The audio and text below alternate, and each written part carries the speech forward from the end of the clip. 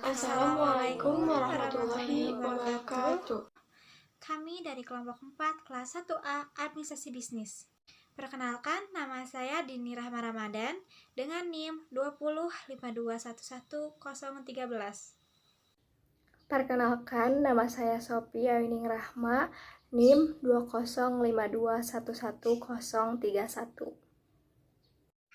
Perkenalkan, nama saya Manda Rahimah Syarifatunisa dengan nomor NIM 2052111021. Perkenalkan, nama saya Muhammad Fikri Haikal, NIM 205211023.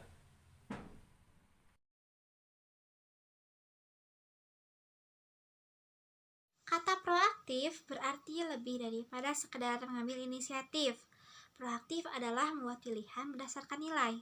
Orang yang proaktif akan berpikir terlebih dahulu sebelum bereaksi.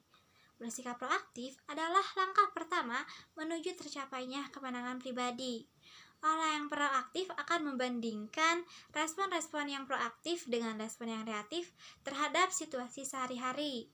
Nah, bahasa proaktif inilah yang akan meletakkan alat pengendali jarak jauhnya di tanganmu sendiri. Di jalanan yang macet, di siang bolong, Anda melihat seseorang yang terus-menerus menekan klakson mobil. Padahal Anda tahu, sekeras dan sesering apapun klakson dibunyikan, tak akan membantu mengurai kemacetan. Bahkan hal itu akan sangat mengganggu pengemudi lainnya. Pernahkah Anda mendengar orang yang terus menyalahkan cuaca, padahal keluhannya tak akan membuat hujan terhenti? Pernahkah Anda bertemu dengan orang yang terus-menerus menyalahkan kondisi keluarganya yang miskin, kondisi fisik yang tidak sempurna, dan banyak hal lainnya? Mereka adalah orang-orang yang reaktif, orang yang berfokus pada hal-hal di luar dirinya. Mereka fokus pada hal-hal yang tak bisa dirubahnya. Kalimat kesukaannya adalah seandainya. Seandainya aku anak orang kaya, seandainya hari ini cerah, seandainya. Jadilah orang yang proaktif, fokuskan diri pada hal-hal yang bisa Anda ubah. Jika cuaca di luar sering hujan, siapkan payung sebelum berangkat. Jika jalan yang dilalui memang jalur yang sering macet, mulailah mencari jalan alternatif atau bawalah barang yang bermanfaat digunakan sambil menunggu macet terurai. Jika Anda lahir dari keluarga yang kurang beruntung, coba tanyakan apakah Pak Khairul Tanjung perlu modal untuk perusahaan raksasanya. Tentu saja, modalnya adalah sedikit uang dari hasil penjualan selendang ibunya, disertai kemauan untuk bekerja keras, kemauan untuk terus belajar. Jika Anda lahir dengan fisik kurang sempurna, coba pelajari bagaimana Pak Henry Satriago memimpin General Electric di atas kursi rodanya. Masihkah ada alasan untuk mengeluh? Kita masuk ke sebab materi dari sikap proaktif, yaitu manfaat dari bersikap proaktif. Banyak manfaat dari kita bersikap proaktif ini antara lain, yang pertama tidak mudah tersinggung. Tentu, siapapun pasti pernah tersinggung. Yang membedakannya hanya apakah kamu mampu keluar dari perasaan itu atau tidak. Jika kita orang yang proaktif, maka kita akan mampu keluar dari perasaan itu. Perasaan mudah tersinggung. Nah, yang kedua, bertanggung jawab atas pilihan-pilihannya sendiri. Kita memiliki tanggung jawab terhadap semua pilihan, seberat apapun konsekuensi yang kita alami. Seharusnya sudah kita ketahui lebih dahulu sebelum kita memilih sesuatu. Jangan sampai kita memikirkannya belakangan. Karena itu pasti akan membawa kita ke masalah. Ingat, masalah datang bukan untuk dihindari, tapi untuk diselesaikan. Dan yang ketiga, berpikir sebelum bertindak. Dengan berpikir, maka seseorang akan menentukan sebuah pilihan dan mempertimbangkan baik atau buruknya pilihan tersebut. Dan jika kita sudah menentukan pilihan tersebut, barulah bertindak. Yang keempat, cepat pulih kalau terjadi sesuatu yang buruk. Ini merupakan hal yang proaktif punya, yaitu tidak pendendam kepada orang lain dan cepat melupakan hal yang dapat menghambat mereka. Yang kelima, selalu mencari jalan untuk menjadikan segalanya terlaksana. Bukan putus asa atau bukan kemudian, wah aku tidak bisa, tetapi cari jalan keluar agar bisa menjalankannya. Yang keenam, fokus pada hal-hal yang bisa mereka ubah dan tidak mengkhawatirkan hal-hal yang tidak bisa mereka ubah.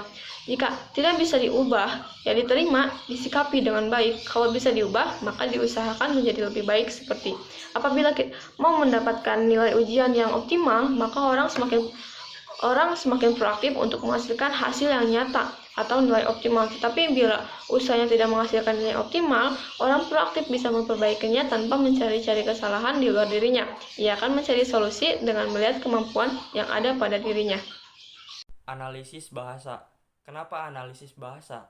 Karena kita bisa mengetahui orang itu reaktif atau proaktif berdasarkan bahasanya. Salah satunya berdasarkan ucapan yang ia lakukan. Sebagai contoh, misalkan dikasih suatu tugas, orang reaktif cenderung akan bilang, aku coba deh Tapi untuk orang proaktif, mereka akan bilang akan kukerjakan. Contoh lainnya yaitu misalkan dievaluasi atas suatu kesalahan.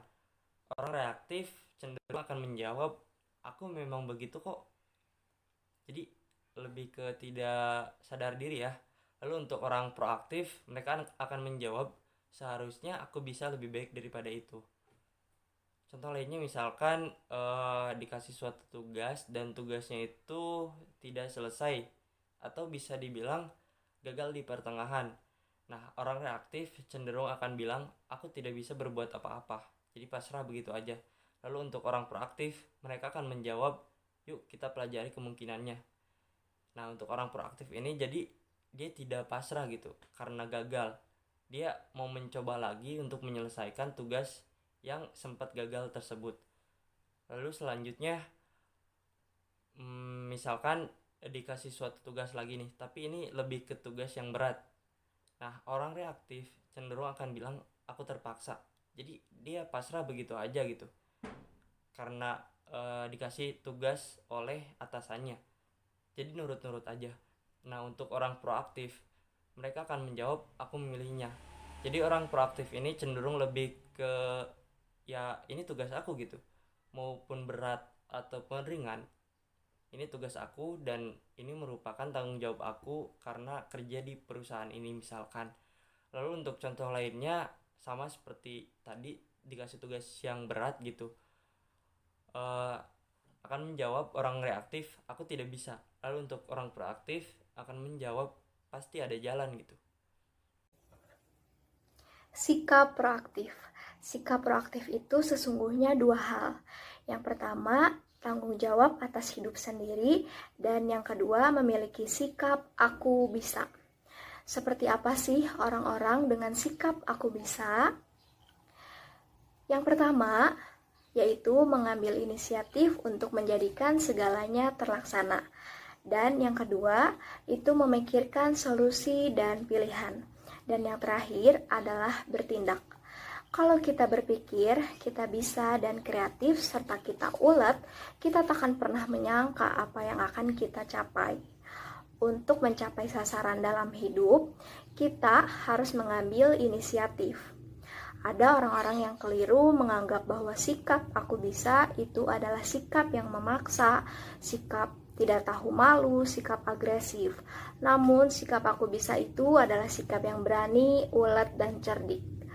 Orang-orang dengan sikap aku bisa itu kreatif, berani ambil resiko, dan sangat banyak akal. Seperti kata seorang penulis drama Inggris yang bernama George Bernard Shaw yang menyadari pentingnya sikap aku bisa. Ia berkata, orang selalu menyalahkan keadaan. Saya sih tidak percaya kepada keadaan. Orang yang berhasil di dunia ini adalah orang-orang yang bangkit dan mencari keadaan-keadaan yang mereka inginkan. Kalau tidak bertemu, akan menciptakan keadaan-keadaan tersebut.